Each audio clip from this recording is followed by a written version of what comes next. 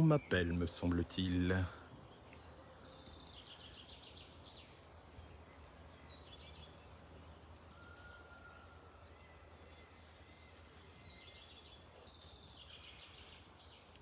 Mes chères télescapeuses, mes chers télescapeurs, bonjour! Nous voilà aujourd'hui, encore en pleine nature, dans un endroit encore merveilleux. C'est notre dernière télescapade de la semaine. Alors je vous dis tout de suite, la semaine prochaine, il y aura une petite interruption et puis on reprendra la semaine suivante nos télescapades en région Centre-Val de Loire. Nous y sommes, nous y resterons, nous irons jusqu'au bout de nos 12 événements. Il y en a plus maintenant puisque ceux qui étaient là hier, merci sur la télescapade improvisée sur le splendide musée de l'automobile. Vous pouvez voir la télescapade en replay, mais c'était très surprenant de trouver ça au milieu de cette ville de Valençay et son célèbre château où nous sommes aujourd'hui. Il y a 200 hectares ici. Et puis j'ai réservé pour vous cette petite chambre d'hôte derrière moi. Voilà. C'est pas mal, non ?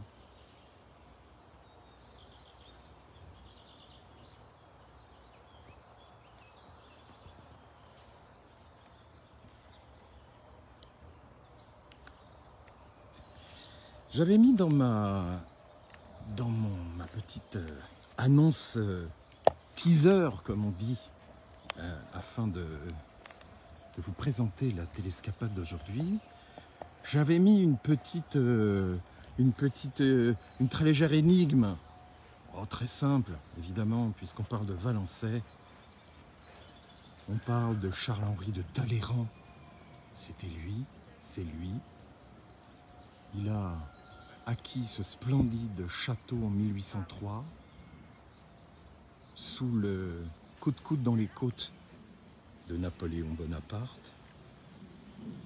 On va bien évidemment brosser le portrait de cet homme politique qui a traversé les années. C'était le Drian, un super ministre de l'extérieur, un personnage d'une importance capitale dans notre histoire, évidemment.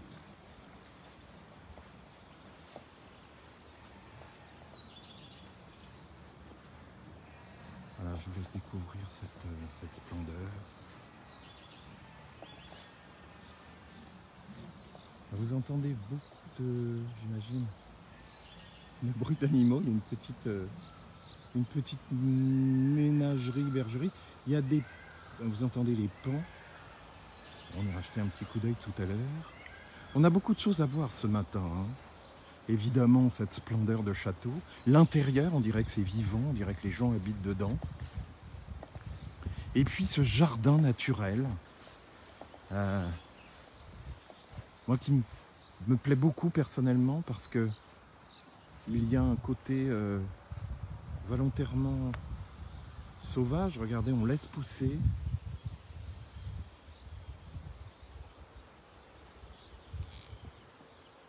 Et ça, c'est différent. C'est pas rare, mais c'est différent. Nous étions avant-hier à Chenonceau. Alors c'est pas du tout le même type de jardin.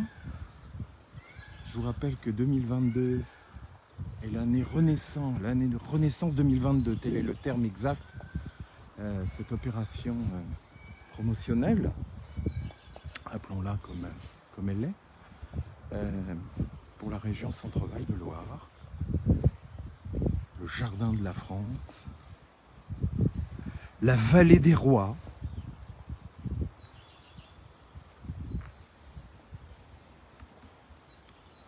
Et vous voyez ces massifs qu'on laisse vivre là, je trouve ça très intéressant, très beau. Vous allez voir tout à l'heure que devant le château, évidemment, il y a des jardins à la française, classiques, taillés au cordeau. Mais c'est un peu différent, j'aime bien. Bonjour Maëlys, sympa d'être là.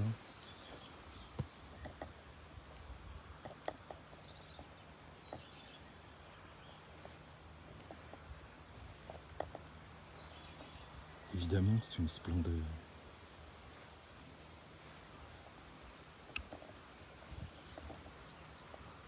Vous voyez comme ces jardins sont admirablement et naturellement travaillés.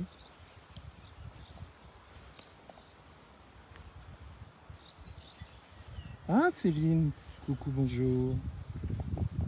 Ça fait plaisir.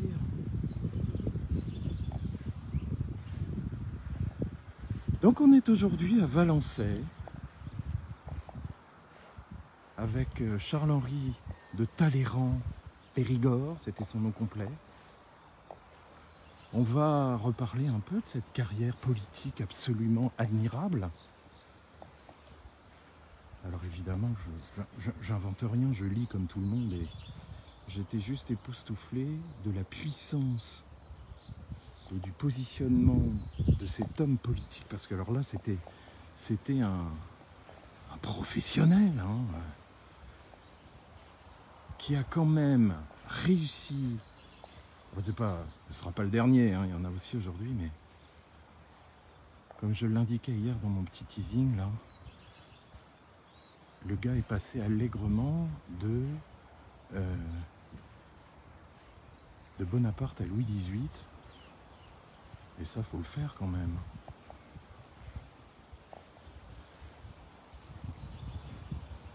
Très très beau ce jardin, j'adore.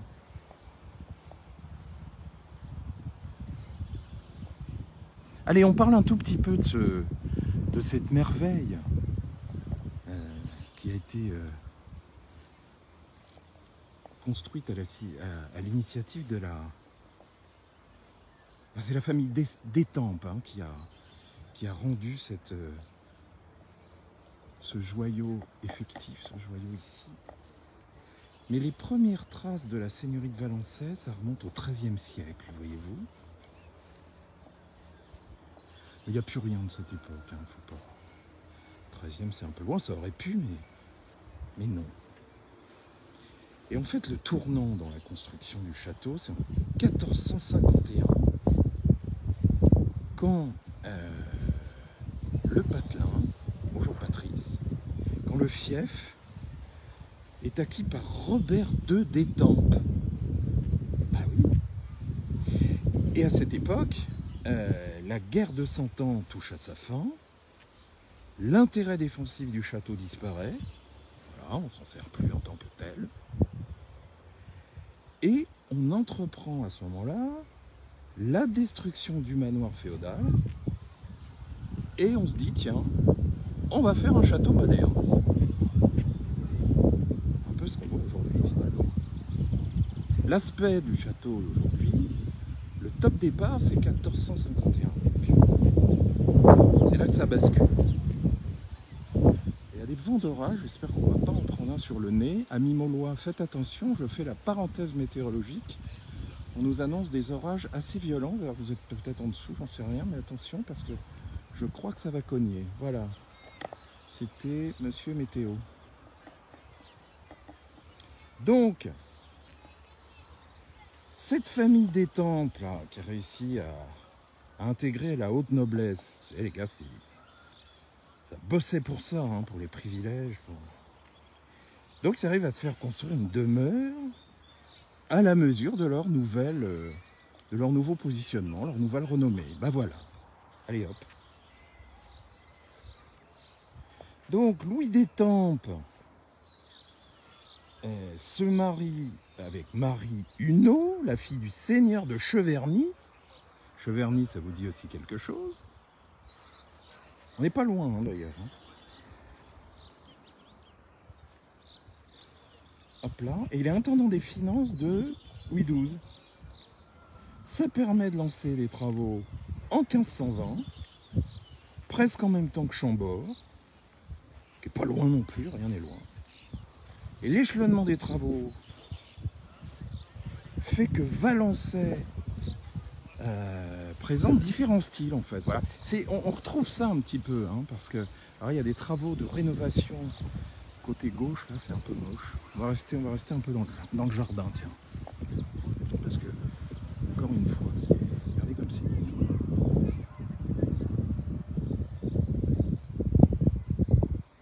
Tac.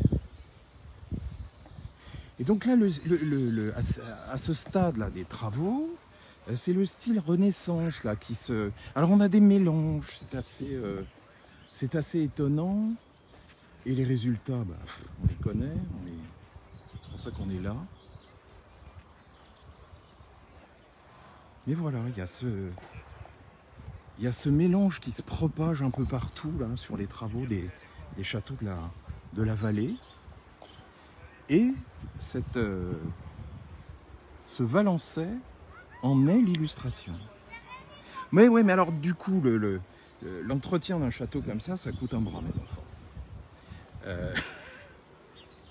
Donc ils sont obligés de vendre des terres. Enfin, c'est une histoire un peu classique, hein, souvent. Et bon, je passe les détails de tous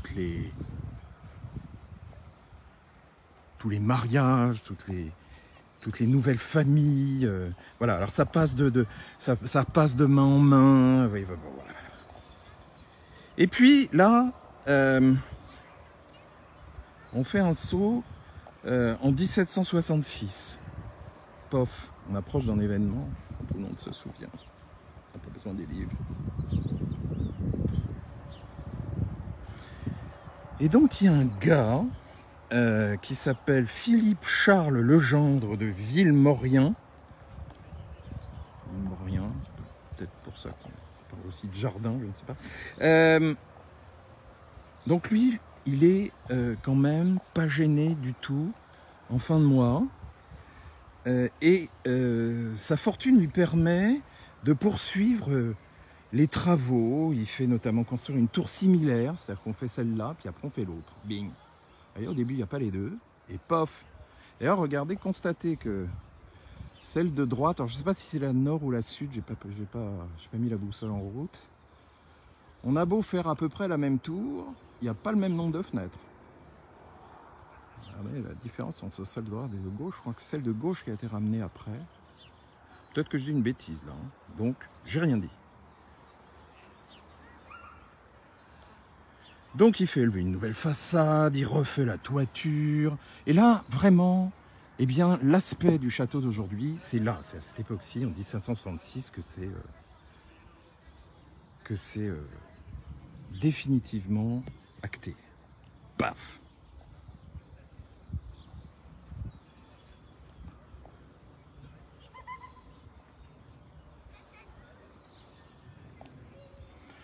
Donc on reviendra évidemment sur cette période napoléonienne, le rapport de Talleyrand avec Napoléon qui sont extrêmement violents. Ils ne sont pas d'accord. Autant Talleyrand, je fais la parenthèse tout de suite, Talleyrand, Bonaparte. Ils se châtaignent, n'ayons pas peur des mots, ils ne sont pas d'accord sur... bon, tout le monde sait que Bonaparte était un gargantua de pouvoir et de pays. Talleyrand était beaucoup plus modéré. Talleyrand était le premier grand Européen. Et sur ce point-là, ils vont s'éloigner. Il y a même eu une période, une célèbre réunion où Bonaparte insulte Talleyrand. Ils sont vraiment pas d'accord. Cette célèbre expression, vous êtes une dans un bas de soie. Ça vient de là. Alors Talleyrand, Charles-Maurice de Talleyrand-Périgord, et on l'appelle Talleyrand tout court. Tiens, on va faire un petit coup d'œil par là. Hop là. On a la possibilité d'entrer dans le château, vous allez voir, c'est merveilleux. Donc Talleyrand, qui devient propriétaire de ce château sous l'impulsion de Bonaparte en 1803. Bing, il naît en 1754 dans une riche famille. Hein. Mais ce pauvre enfant a ce qu'on appelle un pied beau. Et donc, initialement pensé pour une carrière militaire, on le pousse vers une carrière ecclésiastique. Et il devient évêque d'Autun en 1788, je fais encore un raccourci. C'est un acteur de la Révolution, renonce à la prêtrise. Et puis, c'est là qu'il devient... Alors, il y a une anecdote, enfin une anecdote politique. Il va jusqu'à conseiller de nationaliser les biens de l'Église pour renflouer les caisses de l'État. Ça la fout bien pour un ecclésiastique, voyez-vous. Mais c'est comme ça. Donc, c'est un type qui était, évidemment, bourré d'une énergie politique infinie. Il participait à la rédaction de la Déclaration des droits de l'homme. On lui doit l'article 6. Parenthèse.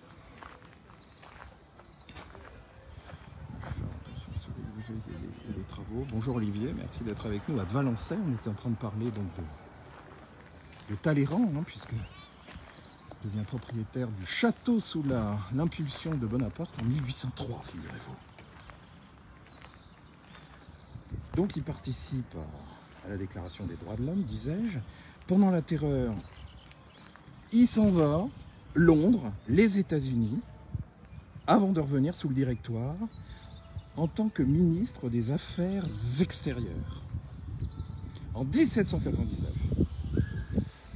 il participe au coup d'État du 18 Brumaire et devient ministre des Relations extérieures de Napoléon. Ça c'est dit, ça c'est fait. Et c'est pendant 7 ans qu'il va se battre avec Napoléon. Encore une fois, les deux hommes, on a un gargantua, disais-je, avide de... Enfin, on connaît tous Bonaparte. Et l'Européen Talleyrand, lui, est beaucoup plus modéré. Et c'est un as de la politique. Un as de la politique et de la diplomatie. Et sa diplomatie passera, justement je passe devant le restaurant de l'Orangerie, par la cuisine. Le gars pense, et certainement à juste raison, et d'ailleurs je pense que cette tradition est bien restée dans nos... Il y a des travaux, c'est un peu plus moche de ce côté-là, il faut bien entretenir, il faut bien rénover, c'est comme ça. Et donc, disais-je, notre ami Talleyrand insiste beaucoup sur la qualité de la table dans ses relations diplomatiques. On ira visiter les cuisines tout à l'heure. Je ne suis pas sûr, je ne vais pas tester parce que je n'ai pas eu le temps. Voilà, je suis clair avec vous. On a une excellente connexion ici, on est drôlement bien. C'est assez surprenant d'ailleurs. L'intérieur du château, on est bien, on verra pour les cuisines, mais enfin, ces cuisines ont eu un rôle prépondérant dans l'histoire du château et de la finesse diplomatique de Talleyrand. Il s'est beaucoup appuyé sur la cuisine. Et puis tiens, d'ailleurs, on finira tout à l'heure par ça, par un petit clin d'œil, car il y a actuellement une exposition sur la photographie culinaire. On en reparlera parce que pour avoir œuvré un peu dans ce domaine, je peux vous dire que s'il y a des choses compliquées à photographier, ce sont bien les assiettes. Bon. Alors, Virtual Dive qui veut être à l'écran, je le fais en live, hop là. Derrière, ça m'a tout bloqué. Allez, à jour, quoi, c'est parti. J'espère que ça marche.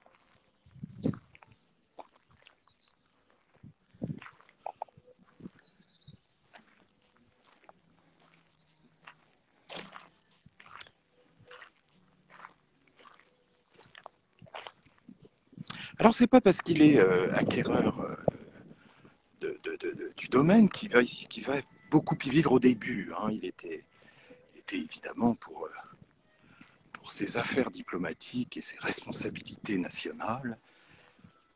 Il était beaucoup plus présent à Paris à Matignon notamment.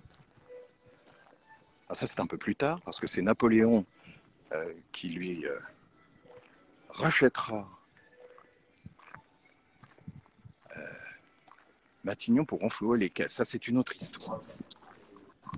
Mais il y a une anecdote, une parmi d'autres, sur ce château. Vous savez que pendant la guerre d'Espagne, vous le savez ou pas, mais Bonaparte a fait une magouille incroyable, appelons-la comme ça, et les infantes d'Espagne ont été capturées et sont restées dans cette prison dorée de Valençay pendant 7 ans. Et ouais. Et d'ailleurs, il y a un magnifique théâtre, malheureusement je crois qu'aujourd'hui il n'est pas dispo, mais c'est à cette occasion que Talleyrand fit construire un très très joli théâtre. Peut-être qu'on pourra accéder, je sais pas, on verra tout à l'heure.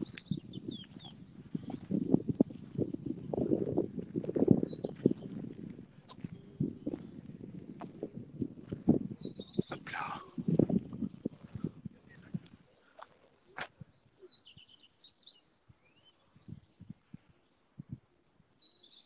C'est une splendeur tranquille ici. Voilà. Bonjour Michel. Nous voilà donc à Valençay,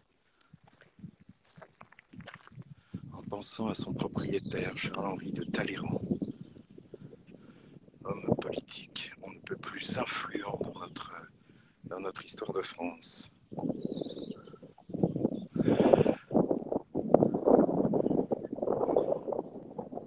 Et donc pour finir sur le... Enfin finir, continuer sur la dimension politique extraordinaire de Charles-Henri de Talleyrand, on l'appelait Talleyrand hein, tout court, après la disparition de la scène nationale de Napoléon Bonaparte, eh ben, il va repasser sous la coupe et la houlette de Louis XVIII. Allez hop, c'est pas le premier, mais c'est pas le dernier, on le sait. Voilà. Mais il a toujours eu cette dualité hein, entre les Bourbons et l'adhésion au programme destructeur et pantagruélique de Bonaparte. Il y a toujours eu cette dualité. Et en fait, voilà. Alors, c'est à cette époque-là, donc c'est la Restauration, et c'est vraiment là qu'il va s'occuper de Valençay.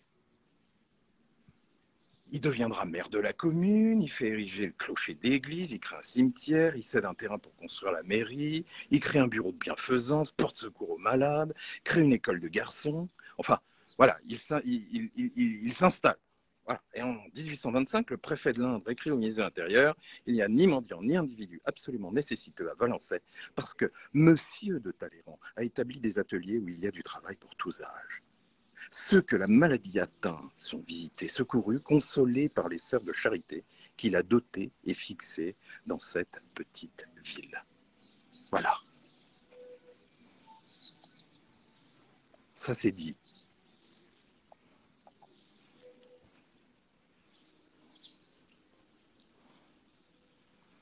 Talleyrand meurt en 1838. Meurt, pardon, en 1838. Il n'a pas de fils légitime, ça nous rappelle une histoire, ça arrive plusieurs fois, c'est arrivé à Chenonceau, on en parlait l'autre jour. Et donc le domaine revient à son petit-neveu, Napoléon Louis de Talleyrand. Bah, il a quand même conservé le prénom, je trouve ça plutôt sympa. Et donc le château restera dans sa famille jusqu'en 1952. Et là, le duc de Valençay-Besançon lègue son patrimoine à son beau-fils Jean Morel. Vous allez tout savoir. En 1979, ce dernier cède le domaine à une association administrée par le département de l'Indre. Là, je lis, hein, je triche pas. Voilà. la commune de Valençay, le Crédit Agricole de l'Indre et la Caisse de réassurance agricole de l'Indre. Imaginez, désormais le château est géré donc par un syndicat mixte du château de Valençay.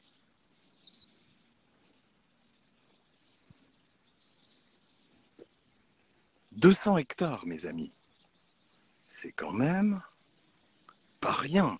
C'est à l'époque, lors de l'acquisition encore de Talleyrand, du château de Valençay en 1803, c'est le plus grand domaine, hein, ne l'oublions pas. Et puis, anecdote, Valençay a été choisi par le musée du Louvre en 1944 pour abriter les plus grandes œuvres,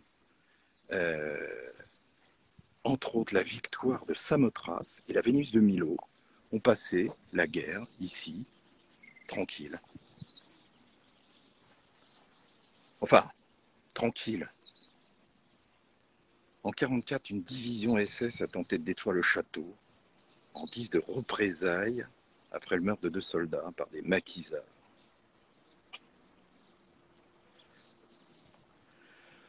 Mais ils ont réussi à parlementer et sauvèrent le château comme les chefs-d'œuvre du Louvre. Voilà. Voilà, vous savez tout ou presque sur Valençay. Alors, ce que l'on va faire, on va maintenant rentrer dans le château, tranquillement. Et vous allez voir ce que vous allez voir. On a vraiment l'impression que le château est encore habité. Il est extrêmement fourni en mobilier, toile. Voilà, un petit peu de monde.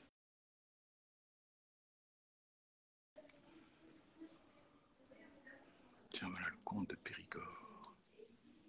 Et on démarre de bonne heure là. Hein. Vous voyez l'accoutrement, c'est pas d'hier.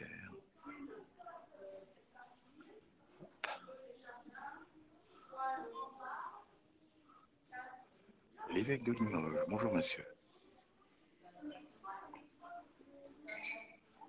La princesse de Chalais.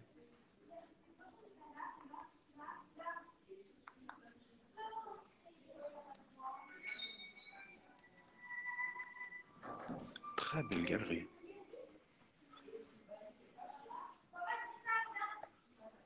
Ah, là on a des petits cocos là qui font un peu de bruit. Hop.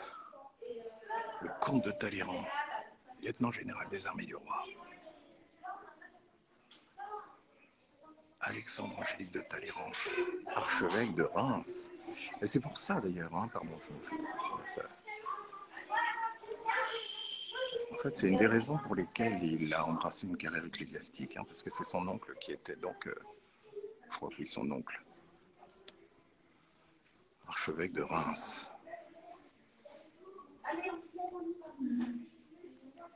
Hop. Archambault Joseph de Talleyrand-Périgord, duc de Talleyrand. Vous savez qu'on est ici à la limite du Berry et du centre Val-de-Loire. Hein. On est à la frontière. Allez, on continue. On va laisser partir les petits bavards en amont. Il y en a un qui a oublié sa casquette d'ailleurs.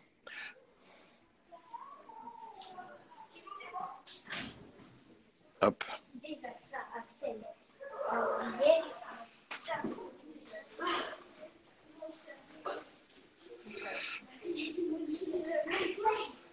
On va rester un tout petit peu dans la galerie, on va attendre qu'ils avancent parce qu'ils font un bruit infernal, les petits cocos là.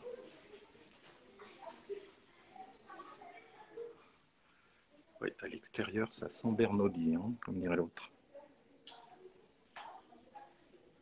J'éteins mon petit flash. Hop. Regardez cette galerie dans son ensemble. Regardez, c'est beau.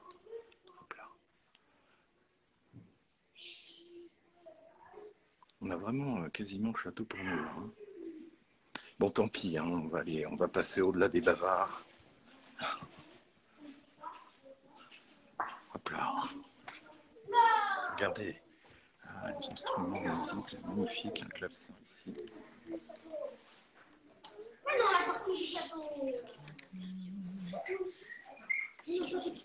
ça fait le charme de la bande son. Hop là. Voilà.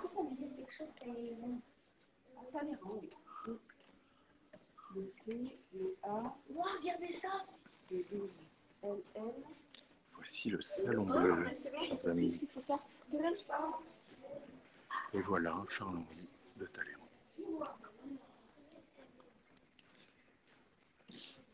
C'est admirablement bien conservé. Hein. On va prendre un peu d'avance. Allez, hop. Après le salon bleu, le grand salon. Magnifique.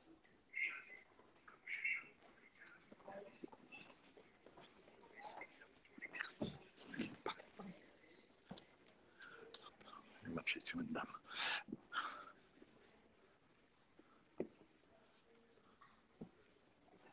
Ah, c'est bien, c'est calme.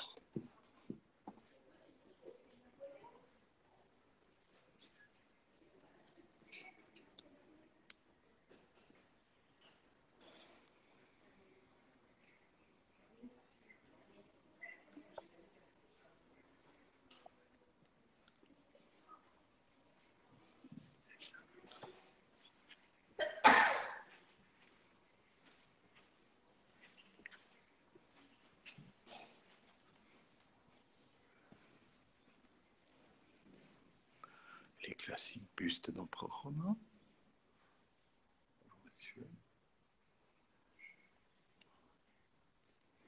Et donc il y en a 4 autres dans la série qui se trouve à Versailles, figurez-vous. À table. À table. Regardez cette salle à manger. Oui, encore une fois, ça prouve bien l'importance que donnait Talleyrand. Ça, c'est une table magnifique.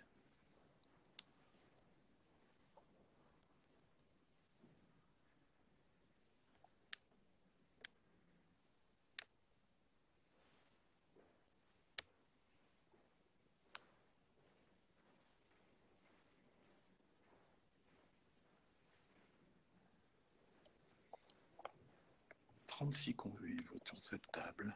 C'est bien.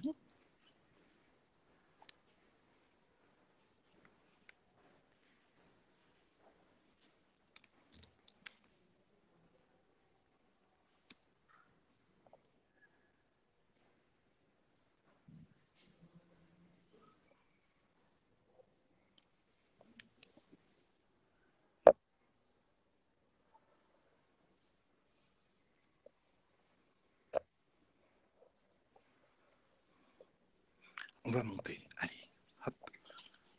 Continuons la visite. Là, c'est vraiment le savoir-recevoir à la française. Allez, montons les escaliers avec ces dames.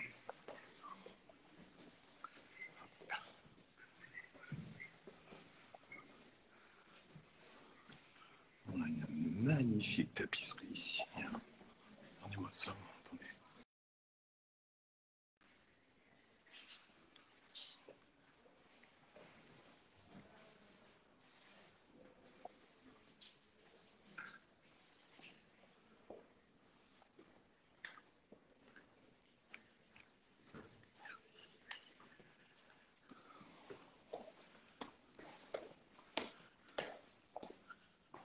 Regardez-moi ça. Toc.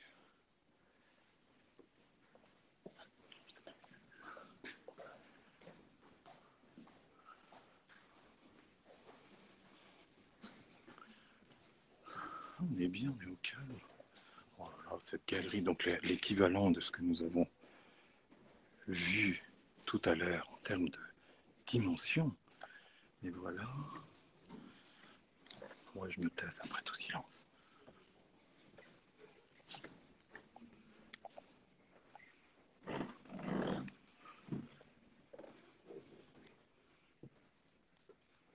On a vraiment l'impression d'avoir un gars en costume d'époque qui va arriver là. Un jour, je vous le ferai, ça. Le cabinet de travail de Talleyrand.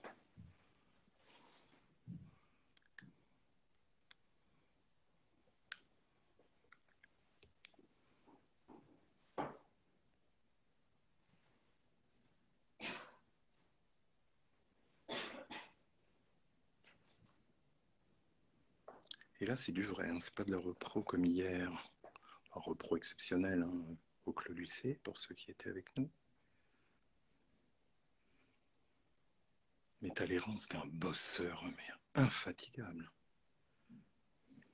Et un lecteur hors pair. 15 000 volumes.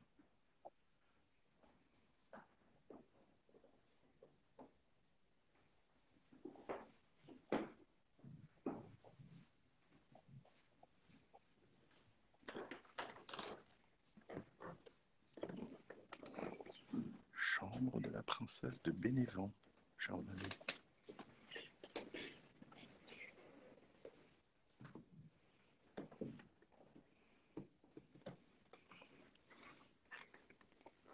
Petit cabinet de toilette.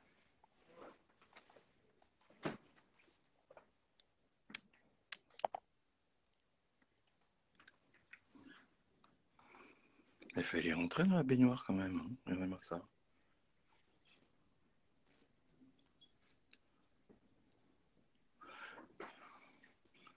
Et un fauteuil de bain. Alors regardez ça.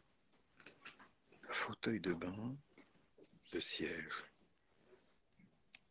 Voilà.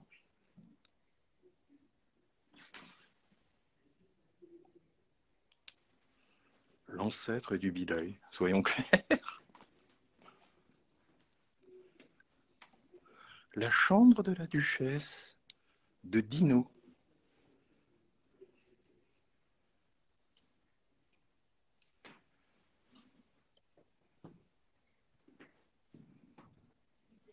Donc les parents de Napoléon Louis.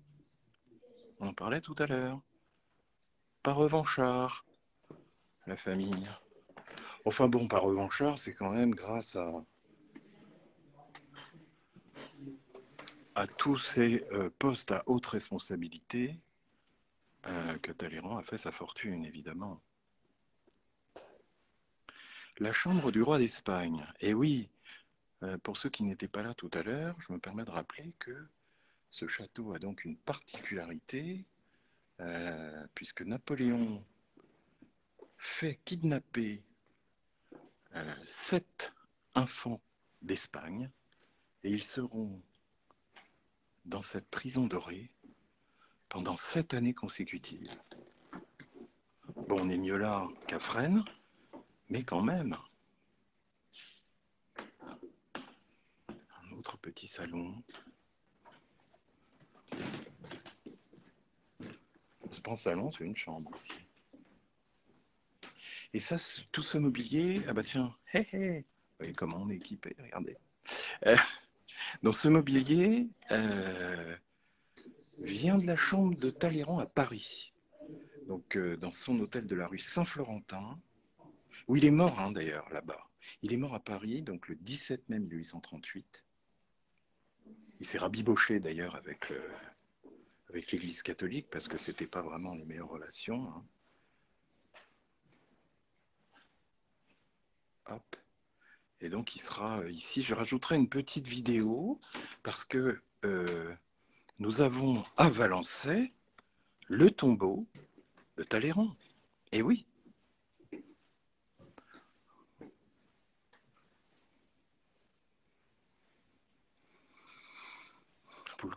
Ben voilà, on a quand même, vous le reconnaissez tous.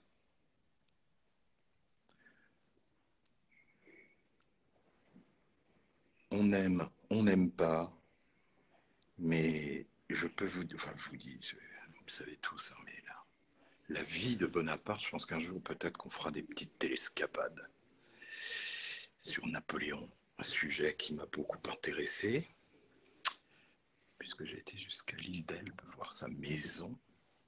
Et ça, on en reparlera de Bonaparte. Et voici la chambre occupée par le duc San Carlos, grand chambellan espagnol. Voilà, encore une fois, chacun avait ses petits appartements. C'est assez rigolo, il y a encore pas mal de couleurs. Bon, ça a été rajouté, mais c'est plutôt marrant hein, d'avoir conservé. Essayer de retraduire, je pense, les couleurs initiales. Vous voyez, comme dans tous les châteaux, on a des petits cabinets, des petites surprises un peu partout. Et là, je pense qu'on va se retrouver de l'autre côté de la galerie, accueilli par cette Diane chasseresse, j'imagine. Hop. Et voilà, effectivement, on se retrouve de l'autre côté.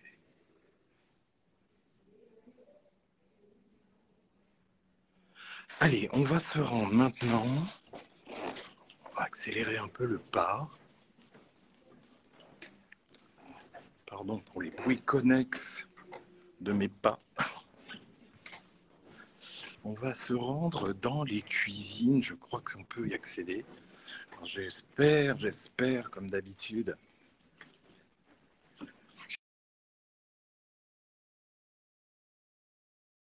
Le réseau, ce n'est pas certain.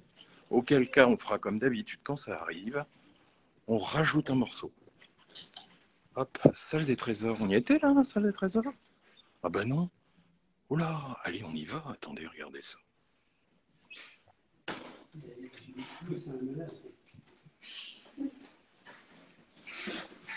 Bah oui, parce qu'on en parle depuis tout à l'heure. Mais voilà la bobine de Charles-Henri Talleyrand par Després. Hop. Ah ouais, mais là, oui.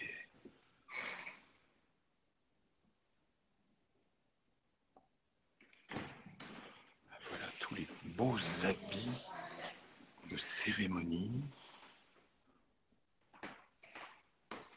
Et tous ces costumes ont été portés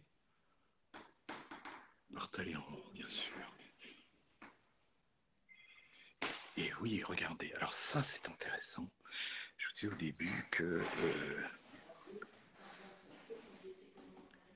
il avait un pied beau, regardez ses chaussures. Voilà. Oh bah dites donc, on va loin. Hein. Donc regardez, voilà la godasse du pied beau de Talleyrand. Oh, on est un peu voyeur. Et la différence, il était quand même extrêmement handicapé le garçon. Hein. Ça c'est intéressant quand même. Hein. Donc les chaussures orthopédiques. Waouh. Ah, c'est la salle des trésors. Ah là, on a une magnifique collection d'épées. Regardez-moi ça. Je vais essayer de ne pas prendre trop de... Bing. Elles sont magnifiques. Épées d'apparat. Toutes les décorations.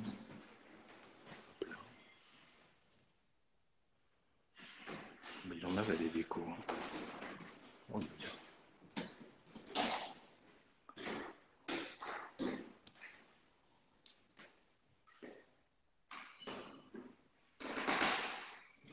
les sous-mains aux armes royales. Enfin bon, il y en a.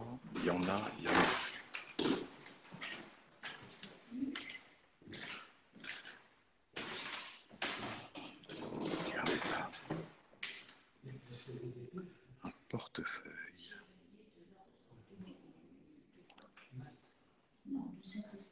Magnifique. Oh bah là là, ça c'est très beau. Hein. Cette salle des trésors, on a failli la louper, dites donc. Allez, moi je voulais qu'on revienne. Oh, c'était quand même joli. Hein. On va redescendre là, parce que là, il y a une toile mais gigantesque. Magnifique aussi.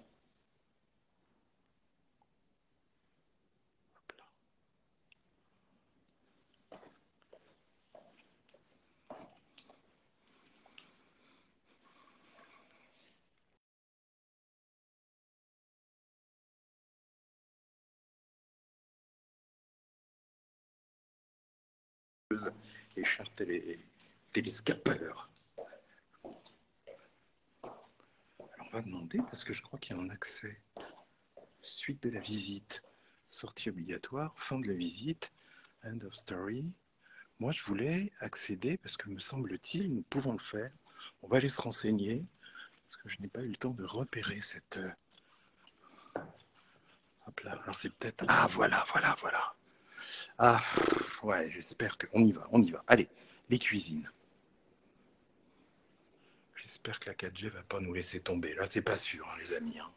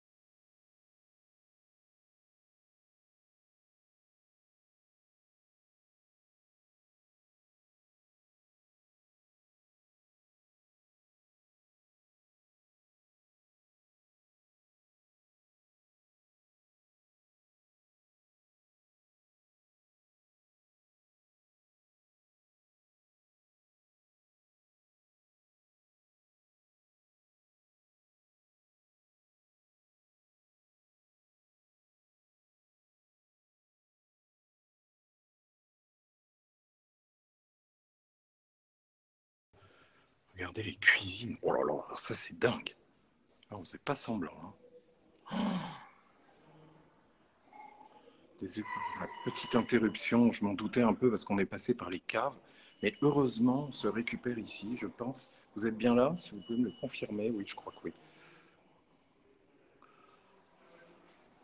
Et écoutez, j'ai l'impression que ça sent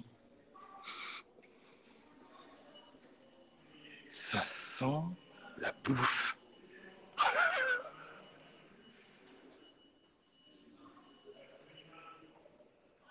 Gigantesque ces cuisines, puis on sent qu'il y avait.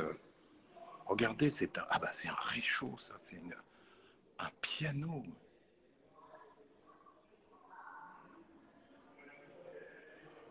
Oh, c'est dingue ça. Allez, on continue, on va ressortir parce que.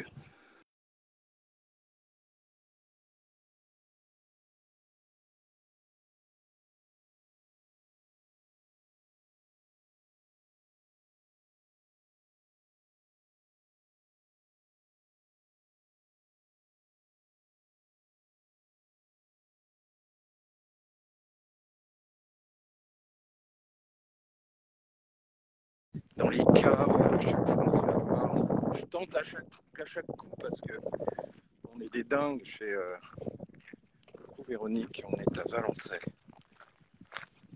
Tu pourras revoir en replay si tu veux.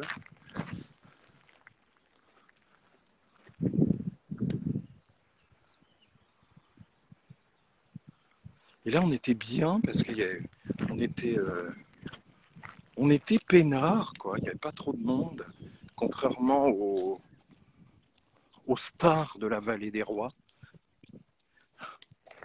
À tort d'ailleurs, je crois. Enfin, à tort, non, c'est comme ça.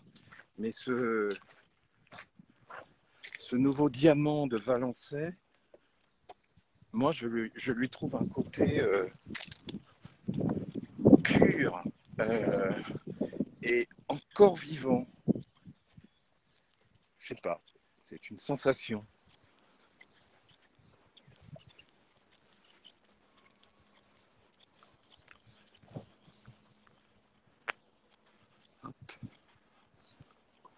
Mais vous savez quoi? On va se rendre à nouveau à notre point de départ. On va boucler la boucle.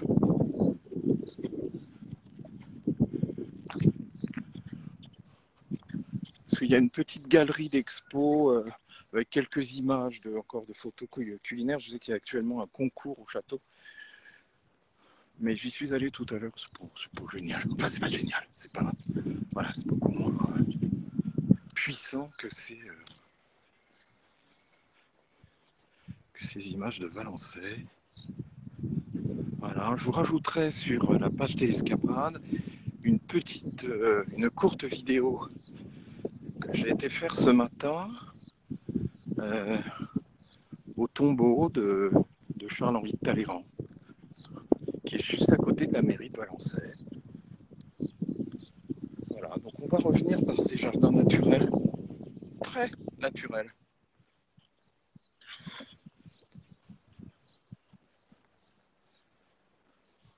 Moi, j'aime beaucoup. C'est vraiment un domaine exceptionnel. Enfin, de toute façon, ici, comme je le disais hier ou avant-hier, dites-moi ce qui est moche, et puis voilà, ça ira plus vite. Parce que on est quand même dans l'exceptionnel permanent, si ça existe.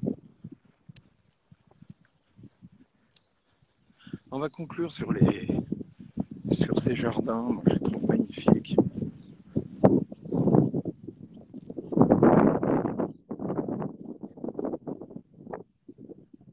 commence à y avoir des vents d'orage ici. Je ne sais pas si ça cogne chez vous, cher Maulois. Hop.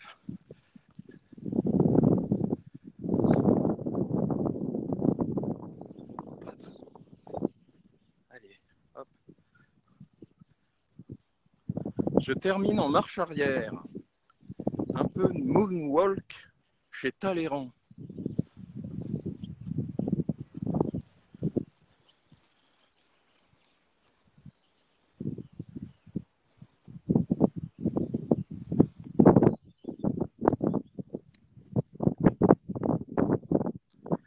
Je pense que l'allée qui est derrière moi fait au moins 1 kilomètre. Peu de risque que je me pète la bobine. Quoique.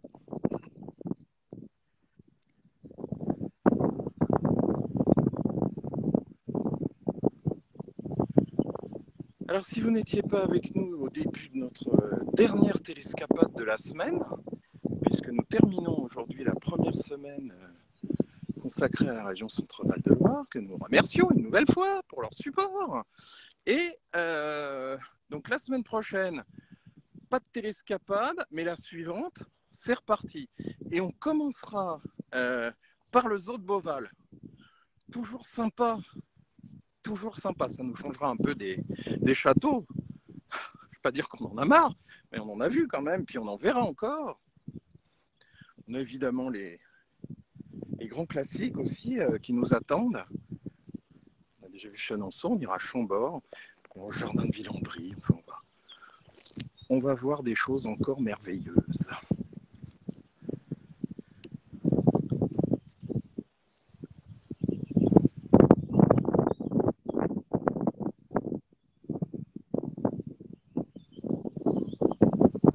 Voilà, chers amis.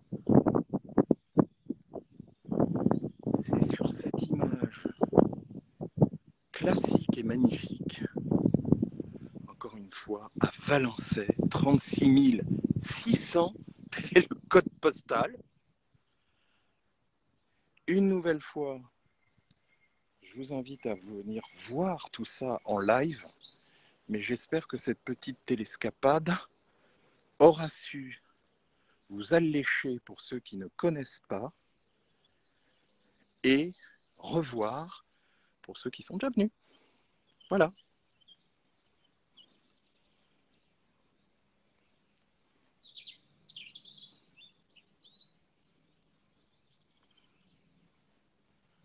J'ai des tas de bestioles là qui me...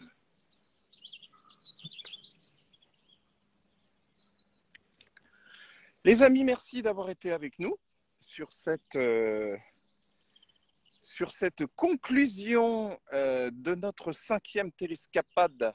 Eh bien, moi, je vous salue, je vous souhaite une belle journée. Je vous dis à bientôt. Classiquement, c'était Thierry, télescapade. Je vous souhaite un beau week-end. Et puis, à bientôt pour d'autres télescapades, comme d'hab. Bye bye!